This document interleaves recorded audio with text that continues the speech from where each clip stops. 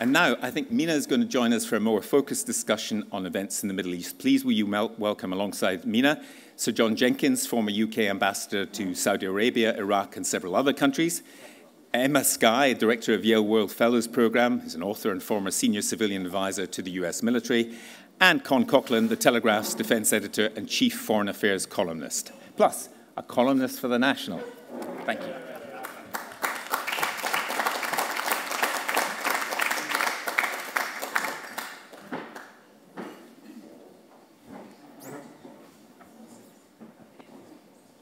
So I guess the question that's on the mind of many people is, can we expect a war or airstrikes that could change how the region is doing at the moment? Is this on? It is on. It's interesting you talk about 79, because that's more or less when I joined the Foreign Office. And you talk about the 1980s. I was duty officer in the Foreign Office when the USS Vincennes shot down the civilian airliner coming out of Bandar Abbas in that morning in 88. I was in Abu Dhabi in the 80s during the Iran-Iraq War, which was extraordinary and horrendous, but in many ways looks like the last of the conventional wars in the Middle East. And if you look at what's happening now, in some ways there is extraordinary continuity over the last 40 years, particularly in what Iran has done and what Iran aims to do in the region, and that's the most consistent thread. There has not been continuity in the way that people have responded to Iran. And Iran has used that period to evolve and develop its capacity to fend off attacks, to fend off conflict, to fend off its enemies. What has struck me about the most recent, well, various things have struck me about the most recent events with the tankers and the various drone attacks and rocket attacks. But the first thing that strikes me is how measured it is on the Iranian side. It's very calibrated. They have attacked, they've holed, they have not sunk tankers, which they could have done. They could have caused significant loss of life. They've done it in a way which enables them to claim enough plausible deniability to make it difficult for the United States in particular to take action. But they've also accompanied this with a range of other actions, attacks on pipelines in Saudi Arabia, some of them quite close to Iraq. And it's an interesting question where the drone that hit that pipeline actually came from. It may well be that it came from Iraq, actually. They have tried to strike power stations and desalination plants down in south of Saudi Arabia, airports. They've also struck ExxonMobil camps in Iraq, and they've struck sites which have American contractor presence in them in Iraq. This seems to me to be a very consistent picture, showing the spread of targets that Iran could possibly attack if things got worse. The notable absence from this, the two notable absences from this, are Syria and Lebanon, which for me actually are really where the crux of any future conflict is, because I think a major future conflict in the Middle East is more likely in southern Syria involving Israel than it is anywhere else. But Iran is carefully calibrated. This, what we've seen in the US response, it seems to me, whatever you think about the policy behind all this, is confusion. I mean, it's one thing. I can't remember a time when a US president would have said, I was going to attack, but then I didn't. I mean, Obama, even when he didn't over Syria, that wasn't the message that came out, and he didn't tweet it. And to say that we have just had a cyber attack, I mean, which president says we've just had a cyber attack on somebody? So the problem is, I mean, Gavin talked about predictability. I mean, I think one of the problems we're seeing at the moment in all of this is, although the Americans have huge escalation dominance, the Iranians have expansionary dominance. I mean, they can spread this fight into lots of different places. And what we're not seeing is a clear and consistent line from the US. That seems to me dangerous. Well, Con, you've just recently spoken to both Secretary Pompeo and National Security Advisor John Bolton. So that lack of consistency that appears, do you hear that from them? Is there a US strategy that somehow all of us are missing? Well, I think the impression I got talking to both Pompeo and Bolton when they were in London recently is that the way the tensions in the Gulf at the moment are going is not what they envisaged. And both of them reminded me and others that when the Trump administration decided to withdraw from the JCPOA, it did so in the hope and expectation of getting a better deal. The one thing Donald Trump likes is a deal. And as we all know, he never really thought very much of the JCPOA. He thought it was the worst deal ever. So it was hardly surprising that, given the opportunity, he decided to withdraw. But when that decision was taken last year, it's now quite clear to me from talking to two senior members of the administration that the ambition was to get Iran back to the negotiating table and tie up all the loose ends that a lot of people, a lot of Republicans certainly, felt were left over from the deal that the Obama administration helped push through in 2015. So you get the sense there has been a serious miscalculation on the part of Washington in how to deal with Iran. And like Sir John, my first serious engagement with the Iranians was back during the Iran-Iraq war. And I had the privilege, if you could call it that, of going to the Shuttle Arab with the Revolutionary Guard in 1987, when the Iranians were claiming to have captured it, and they hadn't. And it was quite a lively couple of days. But I learned two lessons really from that. And it does have a great bearing on today. The Iranians, throughout that, the big experience, the big takeaway for Iran from that conflict was that Iran needed to improve its ability to defend itself. And I think everything that's happened since then, particularly with regard to its nuclear ambitions, dates back to that time. But of course, the other issue is that and you talked about the 40th anniversary of the revolution. It is an important facet of that revolution that is exported throughout the Muslim world. And so you have this problem for everybody in the Gulf, that you have an Iran that is determined to improve its defensive capabilities, both conventional and otherwise, which is, a lot of people say, fine, every country has the right to that. But the problem with Iran is it's not confining its activities within its own borders. And that is where the problems we face today largely arise, in my view. Right, the exporting of the revolution is something that I think most Arab countries have grappled with in the last 4 decades. Emma, I want to ask you, you have advised military commanders, including McMaster, General Petraeus, and others. And I want to ask you, what do you think the US military is thinking at the moment, both in terms of what can be done, because you're not going to have a conventional war, but also what are they thinking without a lack of strategy coming out from the administration? Well, I think, they're going to be discussing among themselves, what is it that the administration actually wants to achieve? What are the goals? So Trump talks about wanting massive pressure, but avoiding a military conflict. Yet, putting this massive pressure on Iran has resulted in what, John was saying, Iran responding with these attacks in different places.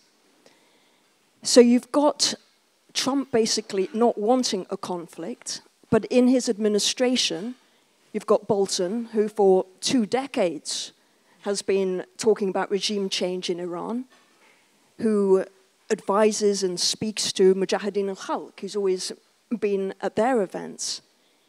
You've got Pompeo, who comes up with his 12 points. And so you've got a very confused national security decision-making process. So the military has to provide the civilian masters with different options, different courses of action. So there'll be ones which are about precision strikes, taking out ballistic missiles, going after radars. There'll be others that will be looking about increasing naval activity to maintain freedom of navigation. Then they'll be looking at cyber. How can you take down computer systems? How can you take down infrastructure? And then, of course, there's a whole series of covert actions. With all of this planning, because they plan for every scenario, they'll be looking at what will be the impact, what might be the second or third order effects. So on the side, you'll have red teams which will start to game this. If we do this, what will be the response? But, you know, it's a difficult position to be doing this planning in because you're not quite sure what outcome does the administration actually want. So if we also look at the outcomes that the countries of the region want, Sir John, you not only speak brilliant Arabic, you understand the region, you speak to officials there. I mean, the line that's coming out at the moment from the majority of the leadership in the Arab Gulf countries is, we don't want a war, we need to de-escalate.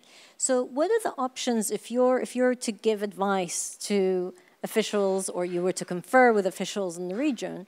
What would you be saying to them now? First of all, you know, what we're seeing now is not just about Trump. I mean, this goes back a long way.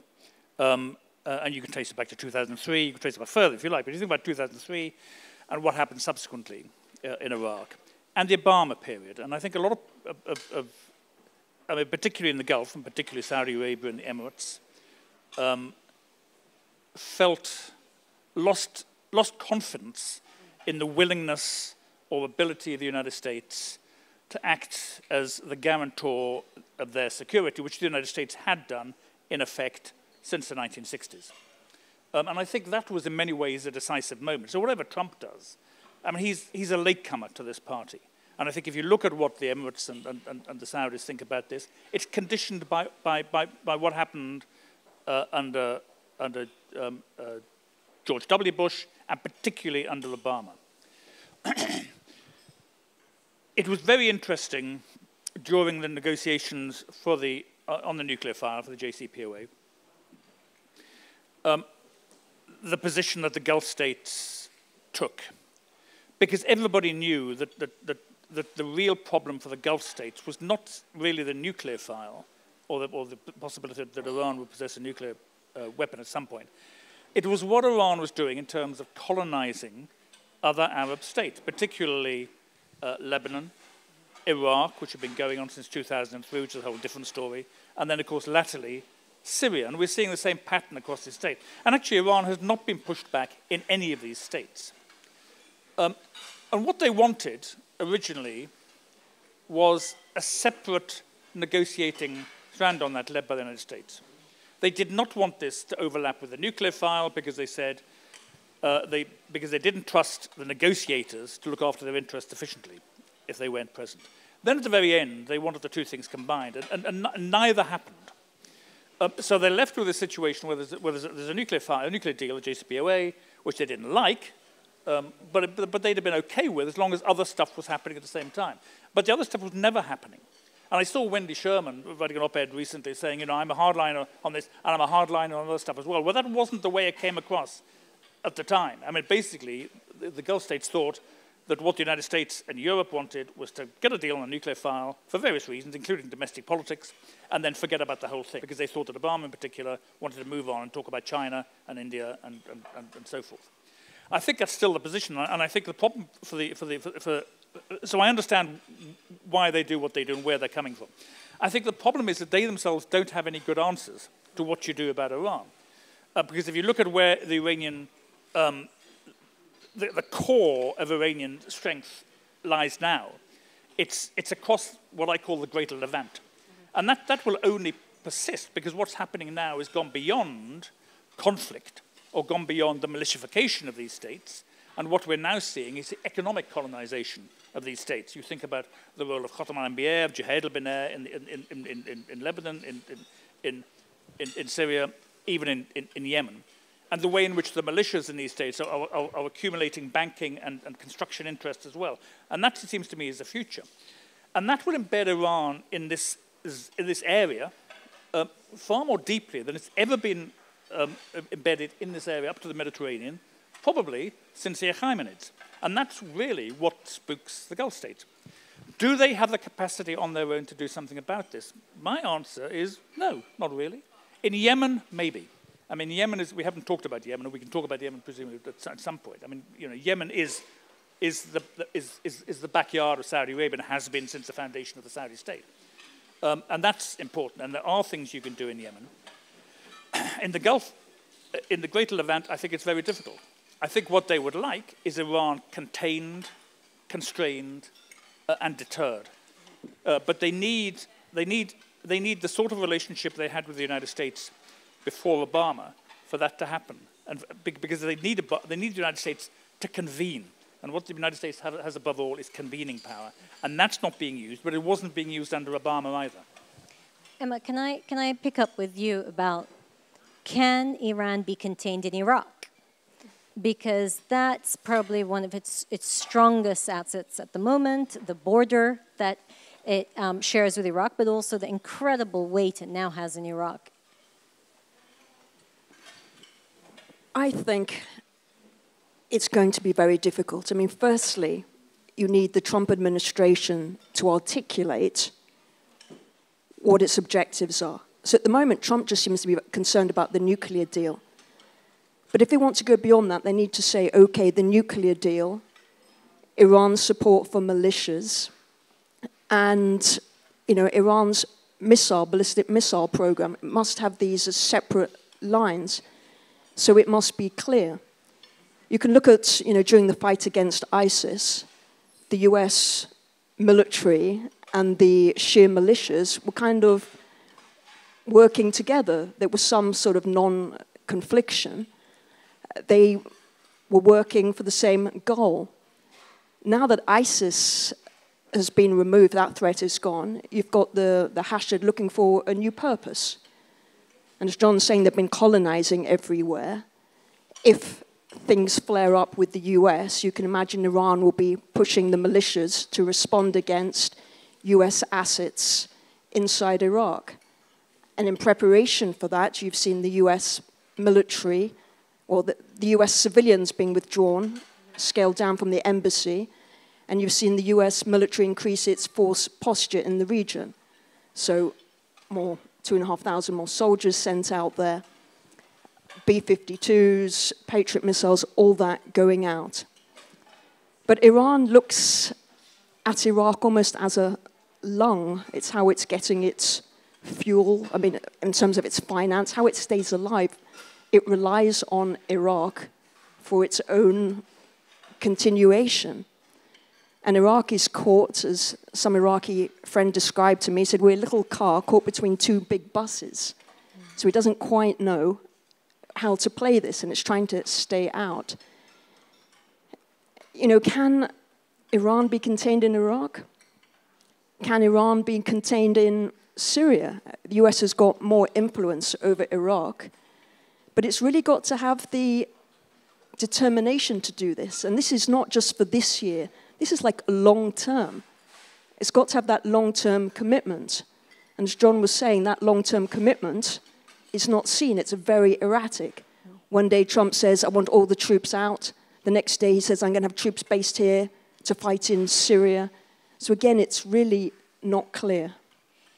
But in addition to American commitment, you also need commitment of Iraqi players, Lebanese players, Syrian players, and Yemeni players and so forth, who can actually find their own voices, but it's difficult given the fact that they have either been weakened internally. And Con, that's what I wanted to come to you about. The actual local actors, the people that we report on every day, that we speak to, that are caught in this, geopolitical tug, but also have a very strong national identity that they would want to preserve. So how do you do that?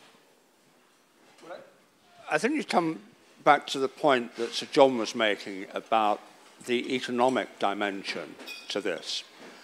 And if we just look at the Iranian challenge over the last 3 decades, the reason Rouhani was elected was because the sanctions imposed because of Iran's non-compliance with the IAEA in the previous decade and all the shenanigans they got up to in hiding aspects of their nuclear program. Those sanctions were hurting the Iranian economy to a point, A, where it was causing a lot of political pressure at home and was limiting Iran's ability to act abroad.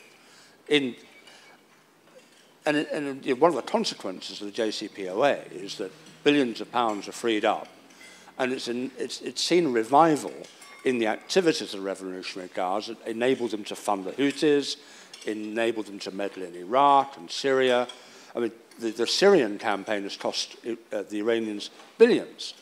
So I think in terms of a policy initiative, intensifying the economic pressure on Iran is not a bad way to go. And we saw last year that the level of protests throughout Iran, and one of the you know, if you look at the protests in places like Isfahan, the protesters were saying, we don't want any foreign interventions. You know, spend the money at home. That's why Rouhani came to power. Now, of course, Rouhani has now got all kinds of problems, and you know, none of us really understand the dynamics of what's going on inside Iran. It's been a challenge for 40 years.